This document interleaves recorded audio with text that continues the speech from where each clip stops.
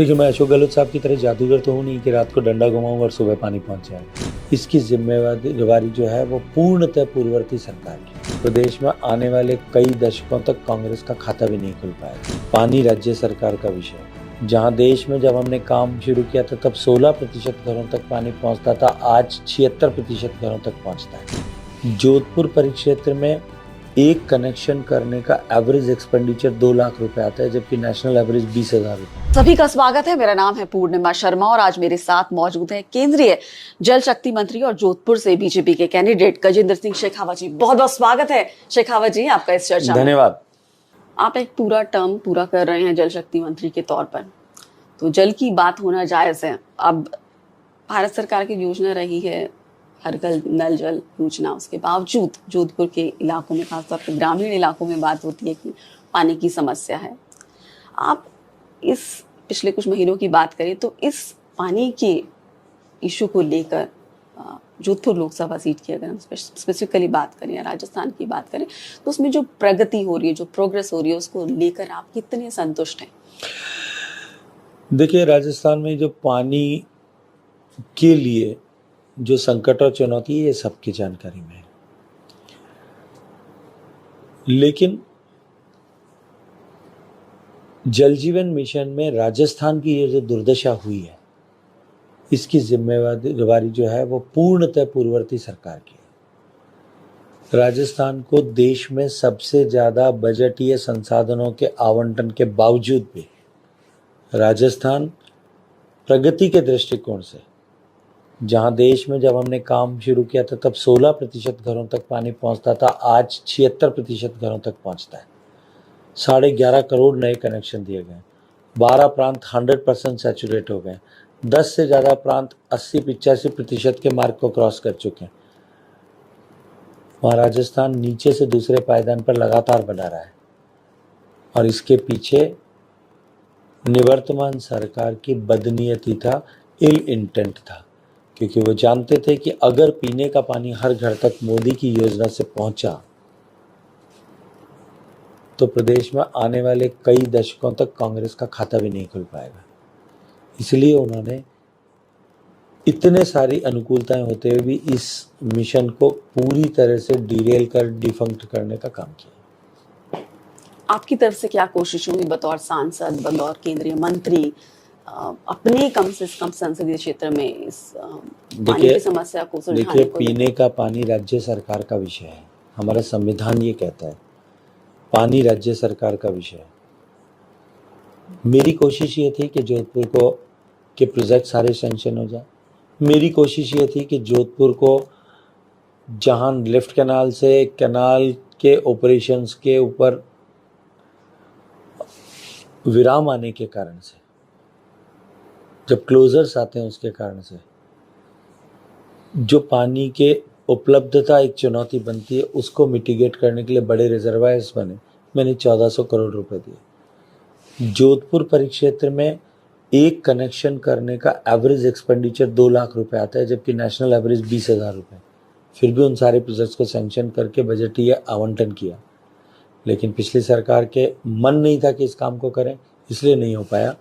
हमने सरकार बदलते ही माननीय मुख्यमंत्री जी के साथ बैठकर, मंत्रियों के साथ बैठकर, अधिकारियों के साथ बैठकर जॉइंट मीटिंग्स करके टारगेटेड और फोकस तरीके से इस मिशन को हम पूरा कर सकें, इस पर दृष्टि बना करके काम करना प्रारंभ किया। आपने कहा कि टारगेटेड और फोकस तरीके से आप पानी की समस्या को राजस्थान में सुलझाने की कोशिश में हैं।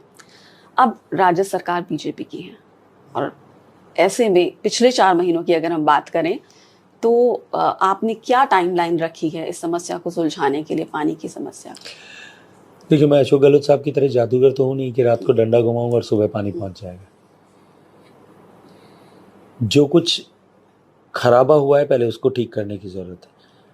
कहीं अधिकारियों की उदासीनता के चलते हुए और कहीं राजनेताओं के, कांग्रेस पार्टी के नेताओं के राजनीतिक आधार पर इस जल जीवन मिशन को आगे पीछे करने के चलते हुए बहुत सारे एरियाज जो हैं वो छूट गए। कहीं डीपीआर्स नहीं बनी, कहीं जानबूझ करके छोड़ दिए गए। हमने एक बार रीसर्वे करके और पूरा मास्टर प्लान वापस एक तरफ ठीक दुरुस्त हो, इसके लिए काम करना शुरू किया।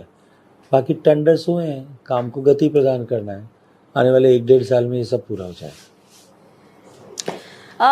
ग्राउंड वाटर रिचार्ज की बात होती है सर, बात होती है कि जो ancient water architecture Jodhpur city का, तो वो इस तरह से था कि पूरे साल शहर को पानी की आपूर्ति हो सके।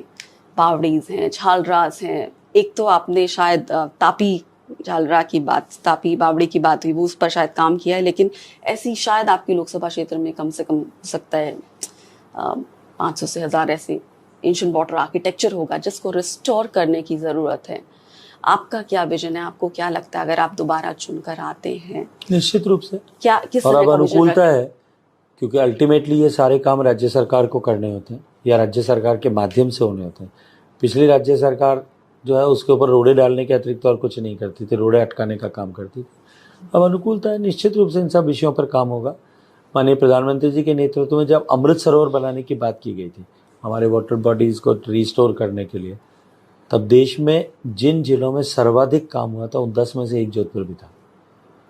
इसके अतिरिक्त भी माननीय प्रधानमंत्री जी की संकल्पना कि हर गिरने वाली बूंद पानी को हम रोकें, सहेजें, इसको लेकर के जोधपुर में कम से कम भी 80 बड़े एनीकट्स पिछले 5 साल में बने, आने वाले समय में और भी बनेंगे।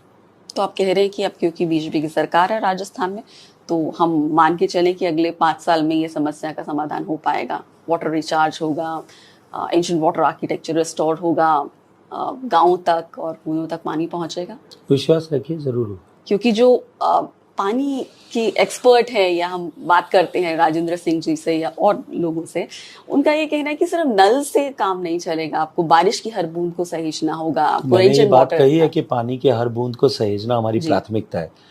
और मैं आपके और राजेंद्र सिंह जी और आपके दर्शकों तीनों के संज्ञान के लिए बता दूं, पिछले 5 साल में हमने जो फोकस्ड इंटरवेंशन किए हैं उसके चलते हुए, माननीय प्रधानमंत्री जी ने जिस तरह से इसको लीड किया है उसके चलते हुए, राज्य सरकारों ने जिस तरह से इन पर काम किया जहां, उसके चलते हुए जो डिप्लीशन का ट्रेंड था राजस्थान में और देश भर में जी, जो हमारे ब्लॉक्स कंटिन्यूअसली ओवर एक्सप्लॉइटेड और क्रिटिकली एक्सप्लॉइटेड हो रहे थे, उनकी संख्या बढ़ रही थी पिछले 20 साल से। पिछले 3 साल से वो रुकी है और पिछले 2 साल से वो पॉजिटिवली उसमें ग्रोथ होना शुरू हुई है।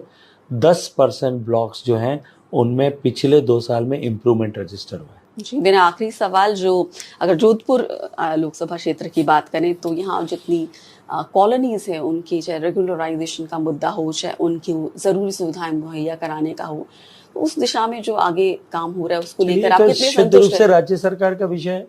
राज्य सरकार अभी बनी है, अभी तो मुझे लगता है कि राज्य सरकार की जैसे नवेली दुल्हन की मेहंदी भी इनका रंग नहीं फीका पड़ता। अभी तो 90 दिन हुए, अभी से तो मुझे लगता है कि ये प्रश्न जायज नहीं है। समय दीजिए, समय दीजिए, निश्चित रूप से अच्छा होगा। जी, तो अगर आप जीत कर आते हैं इस लोकसभा सीट से तो आपका किन मुद्दों पर फोकस रहेगा? जोधपुर का इंडस्ट्रियल ग्रोथ बढ़ना चाहिए। जोधपुर में इंडस्ट्रियल ग्रोथ की और जोधपुर और आसपास के परिवेश में अपार संभावनाएं, और उसकी सबसे बड़े संकट को हमने एड्रेस किया है पिछले 10 साल में, वो है कनेक्टिविटी का। रोड, रेल, एयर कनेक्टिविटी तीनों सुधरी हैं। निश्चित ही निवेश जोधपुर में बढ़ेगा।